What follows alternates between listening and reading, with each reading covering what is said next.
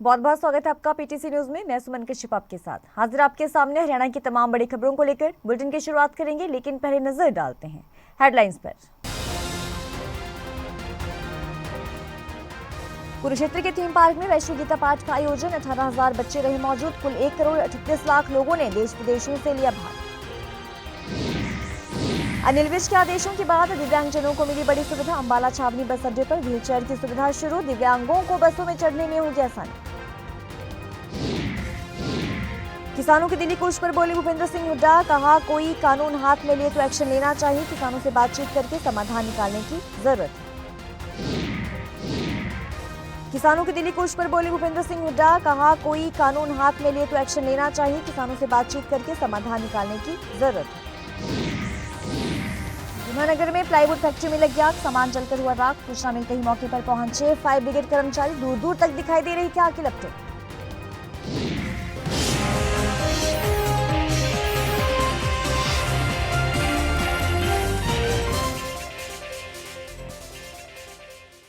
और अब खबरें विस्तार से। कुरुक्षेत्र के थीम पार्क में वैश्विक गीता पाठ का आयोजन किया गया और इस पाठ में कुरुक्षेत्र थीम पार्क से 18,000 बच्चों ने एक साथ 1 मिनट गीता का पाठ किया। इसी के साथ देश और विदेशों से ऑनलाइन माध्यम से 1 करोड़ 38 लाख के करीब लोग इस पाठ में जुड़े। इस दौरान मुख्य अतिथि के तौर पर हरियाणा के मुख्यमंत्री नायब सिंह सैनी और केंद्रीय कृषि मंत्री शिवराज चौहान मौजूद रहे।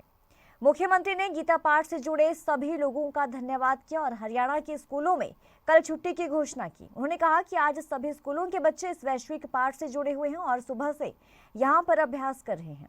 इसी के चलते कल हरियाणा के स्कूलों में छुट्टी रहेगी। तो वहीं उन्होंने कुरुक्षेत्र के थीम पार्क का नाम बदलने की घोषणा भी की। उन्होंने कहा कि कुरुक्षेत्र के थीम पार्क को केशव पार्क के नाम से जाना जाएगा। इस अंतर्राष्ट्रीय गीता जयंती महोत्सव में आज एक पार्टनर के रूप में देश यहाँ हमारे कल्चर, आपके कल्चर कार्यक्रम साझे हुए हैं। मंच पर विराजमान हमारे कृषि मंत्री श्याम सिंह राणा जी, पूर्व मंत्री में जुड़े हुए भारी संख्या में वर्चुअल तौर के ऊपर सभी भाइयों बहनों, मैं आप सबका इस अंतर्राष्ट्रीय गीता जयंती के अवसर पर आप सबको बहुत बहुत बधाई भी देता हूं, शुभकामनाएं भी देता हूं। ये मेरे लिए और कुरुक्षेत्र के लिए एक परम सौभाग्य की बात है कि जिस भूमि पर भगवान श्री कृष्ण ने स्वयं अपने मुखारबिंद से सर्व मानव जाति के लिए गीता का संदेश दिया, आज भव्य रूप से इस पर्व को, अंतर्राष्ट्रीय गीता जयंती को हम यहाँ पर मना रहे हैं।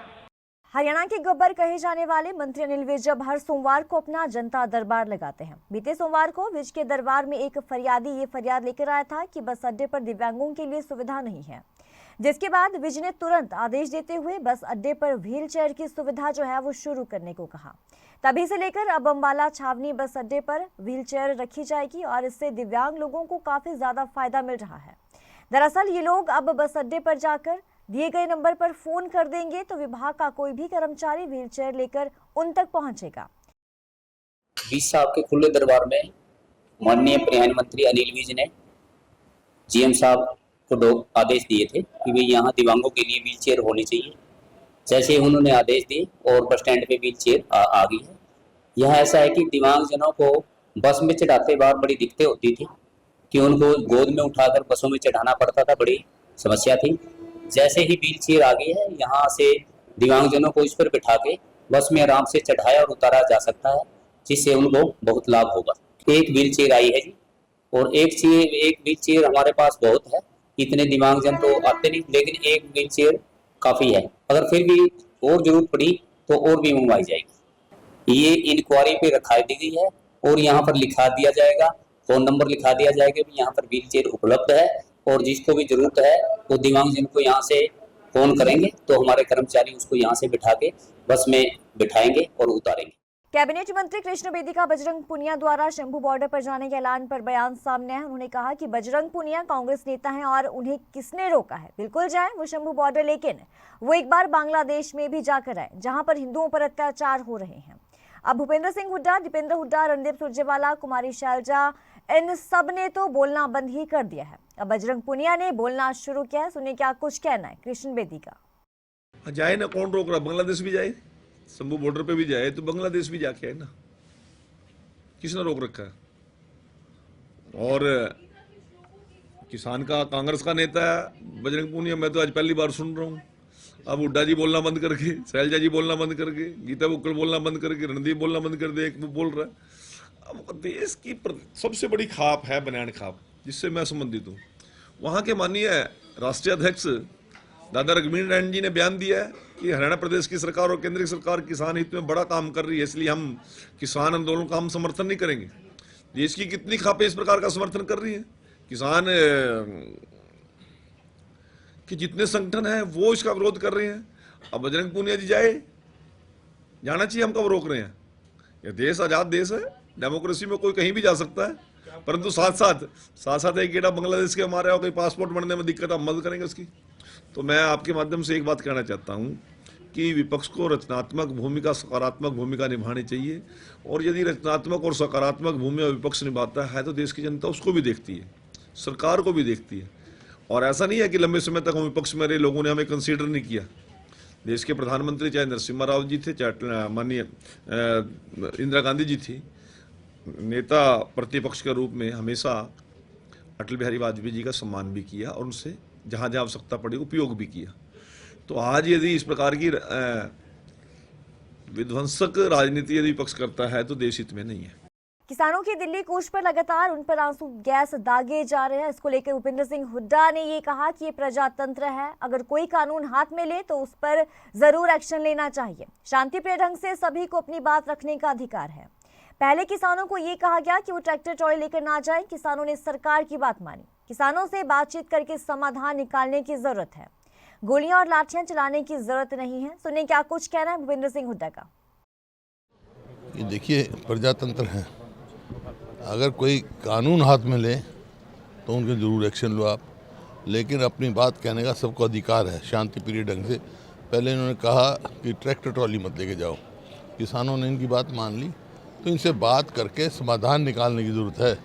इनके ऊपर लाठियाँ गोलियाँ चलाने की ज़रूरत नहीं है। भाजपा कहती है बटेंगे तो फटेंगे, मंचों से भाजपा कहते हैं बटेंगे तो पता नहीं उनका मायने, उनको ही पता। जींद के जुराना क्षेत्र के नदरगढ़ गांव में सुबह सुंदर ब्रांच नहर टूट गई, जिससे सैकड़ों एकड़ फसल जो है वो जलमग्न हो गई। गांव के नजदीक एक निजी स्कूल को भी बंद कर बच्चों की छुट्टियां कर दी गई। तो 4 घंटे के बाद भी प्रशासन मौके पर नहीं पहुंचा। किसानों का ये कहना है कि उन्हें काफी नुकसान हुआ है। सूचना देने के बावजूद भी प्रशासन नहीं पहुंचा है, जिसके चलते किसानों में रोष बना हुआ है। किसानों की मांग ये है कि जल्द से जल्द नहर को ठीक करवाया जाए।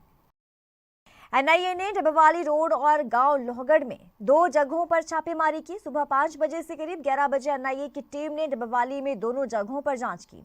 गांव लोहगढ़ में बठिंडा जेल में बंद अमर प्रताप सिंह उर्फ राजू के घर एनआईए पहुंची थी। यहां राजू के पिता कुलदीप सिंह और एनआईए की टीम ने पूछताछ की है। राजू पर एनडीपीएस का एक केस दर्ज है और 1 महीना पहले ही राजू पर आर्म्स एक्ट के तहत केस दर्ज हुआ था। फिलहाल राजू अब जेल में बंद है। एनआईए ने दूसरी रेड डबवाली शहर के धालीवाल कॉलोनी में की है। ये कॉलोनी सिरसा रोड पर पड़ती है। यहाँ राजू के साथ ही बलराज सिंह से कई देर तक पूछताछ की गई। एनआईए की टीम ने बलराज से पूछा कि वो राजू को कब और कैसे जानता है। फिलहाल बलराज को गिरफ्तार नहीं किया गया है। पूछताछ के बाद बलराज को छोड़ दिया गया। तकरीबन 6 घंटे की पूछताछ में क्या कुछ हासिल हुआ, ये तो आने वाला वक्त ही बताएगा। ਉਹਨਾਂ ਦੀ ਰੇਡ ਸਾਡੇ ਘਰੇ ਹੋਈ ਸੀਗੀ ਵੀ ਉਹਨਾਂ ਨੂੰ ਸ਼ੱਕ ਹੋਇਆ ਸੀ ਥੋੜਾ ਬਹੁਤਾ ਵੀ ਇਹਦੇ ਅੰਮ੍ਰਿਤਪਾਲ ਸਿੰਘ ਮੇਰੇ ਕੋਲੇ ਆਉਂਦਾ। ਅੰਮ੍ਰਿਤਪਾਲ ਨਾਲ ਮੇਰਾ ਕੋਈ ਕੰਟੈਕਟ ਵਗੈਰਾ ਵੀ ਕੁਝ ਵੀ ਨਹੀਂ, ਤੇ ਸਿਰਫ ਗੱਲਾਂ ਉਹਨਾਂ ਦੇ ਘਰੇ ਲੈ ਕੇ ਗਏ ਸੀ। ਕਿੰਨਾ ਦੇ ਜੀ? ਅੰਮ੍ਰਿਤਪਾਲ ਸਿੰਘ ਦਾ, ਉਹਦਾ ਘਰ ਮੈਨੂੰ ਪਤਾ ਸੀ। ਅੰਮ੍ਰਿਤਪਾਲ ਸਿੰਘ ਕੌਣ ਹੈ? ਉਹ ਰਾਜੂ ਹੈ ਜੀ ਉਹਦਾ ਨਾਮ ਵੈਸੇ। ਉਹ ਤਾਂ ਅਸੀਂ ਤੂੜੀ ਵਗੈਰਾ ਲੈਂਦੇ ਨੇ, ਜਿਵੇਂ ਮੈਂ ਪਸ਼ੂਆਂ ਦਾ ਕੰਮ ਕਰਦਾ ਸੀ, ਉਹਨਾਂ ਨਾਲ ਖੇਤੀਬਾੜੀ ਦਾ ਕੰਮ। ਠੀਕ ਹੈ, ਤੇ ਉਹਨਾਂ ਨੇ ਤੁਹਾਡੇ ਕੋਲ ਐਨਆਈ ਵਾਲੇ ਅਧਿਕਾਰੀ ਜਿਹੜੇ ਆਏ ਸੀ ਉਹਨਾਂ ਨੇ ਕੀ ਤੁਹਾਡੇ ਕੋਲ ਪੁੱਛ ਪੜਤਾਲ ਕੀਤੀ? ਉਹਨਾਂ ਨੇ ਤਾਂ ਇਹ ਪੁੱਛਿਆ ਸੀਗਾ ਵੀ ਰਾਜੂ ਨੂੰ ਜਾਣਦੇ ਆ। ਮੈਂ ਕਿਹਾ ਹਾਂਜੀ ਜਾਣਦਾ ਜੀ। ਹਾਂ, ਕਹਿੰਦੇ ਵੀ ਕਿਵੇਂ ਜਾਣਦਾ? ਮੈਂ ਕਿਹਾ ਜੀ ਤੂੜੀ ਵਗੈਰਾ ਲੈਣੇ ਆਈ ਨਾ ਤੁਸੀਂ। ਵੀ ਪੁਰਾਣਾ ਲਿਆਜ ਉਹਦੇ ਡੈਡੀ ਨਾਲ ਸੀਗੀ ਤੇ ਇਸ ਮੈਟਰ 'ਚ ਜਾਣਦੇ ਆ। ਉਹ ਤਾਂ ਬਈ ਮੇਰੇ ਭਾਈ ਬਾਰੇ ਪੁੱਛਦੇ ਸੀ, ਰਾਜੂ ਬਾਰੇ ਜੀ ਪੁੱਛਣ ਆਏ ਸੀਗੇ। ਬਸ ਸੀਗੇ 5-6 ਜਣੇ ਟੀਮ ਜੀ ਵਾਲੇ, ਪੁੱਛ ਕੇ ਤੇ ਬਸ ਉਹ ਚਲੇ ਗਏ। ਕੀ ਪੁੱਛਿਆ ਸੀ ਉਹਨਾਂ ਨੇ ਆ ਕੇ? ਉਹਨਾਂ ਨੇ ਤਾਂ ਬਸ ਮੇਰੇ ਭਰਾ ਬਾਰੇ ਹੀ ਪੁੱਛਿਆ ਜੀ ਕਿੱਥੇ ਆ। ਮੈਂ ਉਹਨੂੰ ਦੱਸਤਾ ਵੀ ਭਾਈ ਮੇਰੇ ਤੋਂ ਤਾਂ ਅੱਡ ਰਹਿੰਦਾ ਹੈਗਾ, ਮੈਂ ਅੱਡ ਰਹਿਣਾ ਆਪਦਾ, ਤੇ ਮੈਨੂੰ ਵੀ ਉਹਦੇ ਬਾਰੇ ਪਤਾ ਨਹੀਂ, ਨਹੀਂ ਮੇਰੀ ਬਾਲੀ ਬੋਲ ਚਾਲ ਆ ਉਹਦੇ ਨਾਲ। करनाल में किसान के डेयरी फार्म पर पशु चिकित्सकों ने किसानों को ट्रेस मिनरल्स को लेकर बड़ी सलाह दी है। ट्रेस मिनरल्स को लेकर पशु चिकित्सकों ने किसानों को सलाह दी कि किस तरीके से पशुओं के लिए ये जरूरी है। पशु चिकित्सकों का ये कहना है कि ट्रेस मिनरल से किसान को फायदा होता है, तो वहीं पशुओं में बीमारियां नहीं लगती हैं और इसके साथ ही दूध की पैदावार भी अच्छी होती है और इसके साथ साथ जो भी कमी होती है पशु में वो कमियां दूर हो जाती है। उन्होंने हमें ट्रेस मिनरल डलवाए थे पशुओं को। ट्रेस मिनरल से बहुत बेनिफिट मिलता है सर। इसमें पशुओं की हेल्थ अच्छी रहती है, BCS लेवल नहीं डाउन होता, पशु का कंसीव रेट अच्छा होता है। मेन इससे डिजीज जो होते हैं, मस्टैटिस हो गई, पैर में लैमनेस आना, वो डिजीज कुछ भी नहीं आता पशुओं में। बहुत अच्छा रिस्पॉन्स है। पहले मैं मैश फीड डालता था, उससे पशुओं में मस्टैटिस BCS डाउन हो जाता था, पशु कंसीव नहीं होते थे, बच्चेदानी में इन्फेक्शन हो जाती थी, मस्टैटिस हो जाती थी, बहुत सारी प्रॉब्लम आती थी। जब से मैं सीज फीड डाल रहा हूँ मेरे को कोई प्रॉब्लम नहीं आ रही। तो हम सभी जानते हैं कि एक पशु को गुड हेल्थ के लिए और एक अच्छे मिल्क आइल्ड के लिए उसको एक कंप्लीट बैलेंस डाइट, एक प्रॉपर TMR करके हम प्रिपेयर करके उसी राशन में चलाते हैं। उसी TMR का जो मेन कंपोनेंट होते हैं वो होते हैं carbohydrate, protein, vitamin, mineral and fat. इसी मिनरल्स के अंदर मिनरल्स को 2 भागों में उनकी रिक्वायरमेंट के हिसाब से डिवाइड किया जाता है। एक मैक्रो मिनरल्स और एक होते हैं माइक्रो मिनरल, जिनको हम ट्रेस मिनरल कहते हैं। तो जो मैक्रो मिनरल होते हैं वो एनिमल के रूटीनली DMR में ड्राई मैटर में ही हम चलाते हैं, और जो ट्रेस मिनरल होते हैं उनकी रिक्वायरमेंट पशु को ppm में होती है, पार्ट्स पर बिलियन में। और ये सभी ट्रेस मिनरल एक बहुत ही एसेंशियल रोल प्ले करते हैं एनिमल की हेल्थ के लिए, रिप्रोडक्शन के लिए, परफॉर्मेंस के लिए। तो जो मेन ट्रेस मिनरल रिक्वायर होते हैं एनिमल को वो होते हैं copper, zinc, manganese, iodine, cobalt, selenium, iodine. इनमें से कॉपर, जिंक और मैग्नीज मेन स्ट्रक्चरल कंपोनेंट है एनिमल के। इन तीनों मिनरल से एनिमल की बोन और कार्टिलेज की ग्रोथ होती है और एनिमल के ओवरऑल ग्रोथ में रोल प्ले करते हैं। यमुनानगर के जोड़ियां नाके के समीप शिवम प्लाईबोर्ड में तड़के करीब 3 बजे आग लग गई। आग ने देखते देखते पूरी फैक्ट्री को अपनी चपेट में ले लिया। सूचना मिलते ही फायर ब्रिगेड के अधिकारी कर्मचारी मौके पर पहुंचे और आग पर काबू पाना शुरू कर दिया, लेकिन आग इतनी भयंकर थी कि आग पर काबू पाना इतना आसान नहीं था। आग की लपटें दूर से ही दिखाई दे रही थी।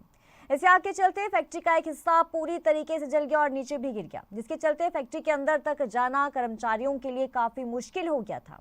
बावजूद इसके फायर ब्रिगेड के अधिकारी कर्मचारी फैक्ट्री के अंदर तक जाकर आग पर काबू पाने लगे, लेकिन आग इतनी भयंकर थी कि पूरी फैक्ट्री में आग का तांडव देखने को मिल रहा था। 3 बजे सूचना मिली थी कि शिवम प्लाईवुड में जोड़िया के पास आग लगी है। जैसे ही मौके पहुंचे आग विकराल रूप धारण कर चुकी थी और कई गाड़ियों का टर्न आउट करवाया गया मौके पर। फैक्ट्री तो मैडम बहुत बड़ी है, कम से कम 8-10 किले में है, लेकिन पोर्शन जो है ये आधे किले में जो आग है, आग कंट्रोल में है, बाकी टाइम लगेगा, अभी कार्य जारी है। फायर ब्रिगेड की 10 से 12 गाड़ियाँ जो हैं कंटिन्यू रात से चल रही हैं, पानी लेके आ रही हैं, ला के कार्य कर रही हैं। अभी लगी हुई है, अभी कंट्रोल में है, लेकिन पूर्ण रूप से बुझी नहीं है क्योंकि शेड जो है गिर चुका था। शेड गिरने की वजह से उनका जो मटेरियल है वो नीचे दब चुका था। अब शेड को हटाया जा रहा है, मटेरियल में जो आग है वो कंट्रोल की जा रही है। इस बुलेटिन में इतना ही। पल पल के अपडेट के लिए आप बने रहिए PTC न्यूज के साथ।